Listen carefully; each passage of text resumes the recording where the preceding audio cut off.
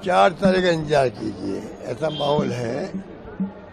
अच्छी फाइट हो रही है वहाँ पर, और पहले कहना बड़ा आसान नहीं है। चुनाव इस प्रकार का हो रहा है कि अभी भविष्यवाणी नहीं हो सकती है।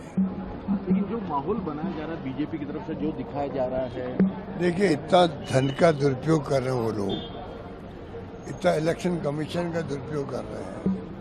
मेरी जान रही आज़ादी के बाद में इस बार जो इलेक्शन कमीशन की भूमिका हुई है बंगाल में,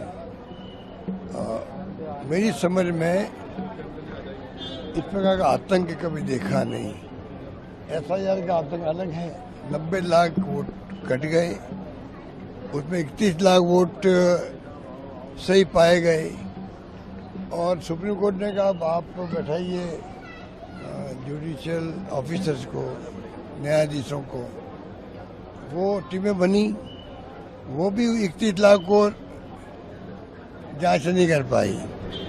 कोई 137 वोट ऐसा कुछ किया, 137 वोट। आप सोच सकते हो, मेरी दृष्टि में तो चुनाव पोस्टपोन क्यों नहीं किया इलेक्शन कमीशन ने। उनकी पहली ड्यूटी है डेमोक्रेसी को बचाने के लिए, चाहे कोई जीतो, चुनाव निष्पक्ष हो।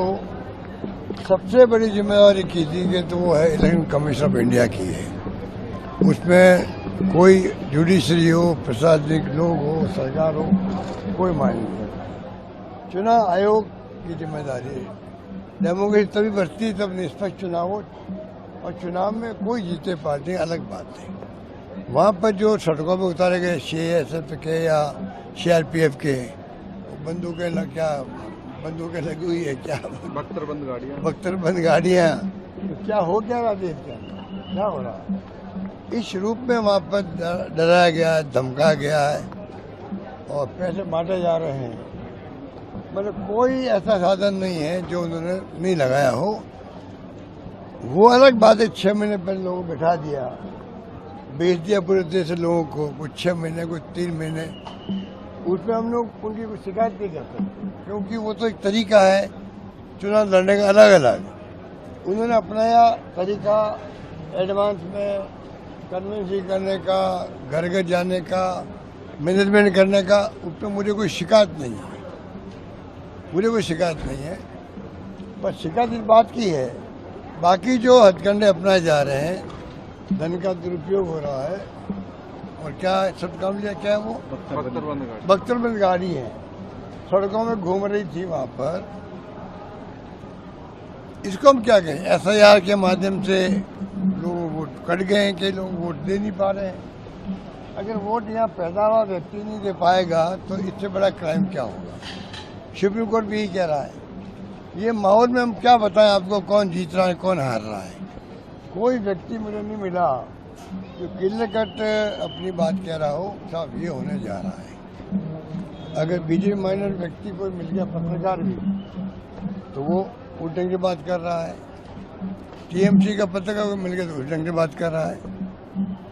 और कांग्रेस ने अपना स्टैंड क्लियर कर दिया कि भाई एक बार हमने जानबूझ के सभी सीटों पर चुनाव लड़वाए हैं, क्योंकि पहले करीब 30-32 साल राज किया CPM ने, 15 साल राज कर रही है आपका ममता जी। अब ये BJP गुजराएगी वहाँ, मान लो, जो हथकंडे अपनाए जा रहे हैं। चुनाव नाम की चीज़ तो कोई है ही नहीं, चुनाव नाम की कोई चीज़ नहीं है। हथकंडा वाला कैंपेन चल रहा है, हथकंडा वाला मैनेजमेंट है चुनाव का, हथकंडों से जीतने का वहाँ पर षड्यंत्र चल रहा है।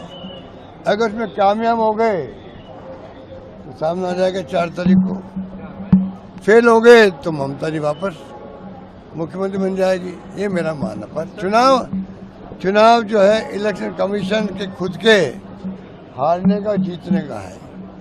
अगर वो जीतेगा तो बर्बाद करके जाएगा ये इलेक्शन कमीशन, बंगाल को भी और देश को भी बर्बादी के रास्ते पर ढकेल रहा है चुनाव आयोग देश का। ये मेरा आरोप उनके ऊपर है। और चुनाव आयोग हार गया तो एक सबक मिलेगा चुनाव आयोग को भी। सब कुछ उन्होंने कर लिया, तब भी हम जीत नहीं पाए। देश दुनिया की ताज़ा खबरें और वीडियोस के लिए अभी डाउनलोड करें पत्रिका ऐप।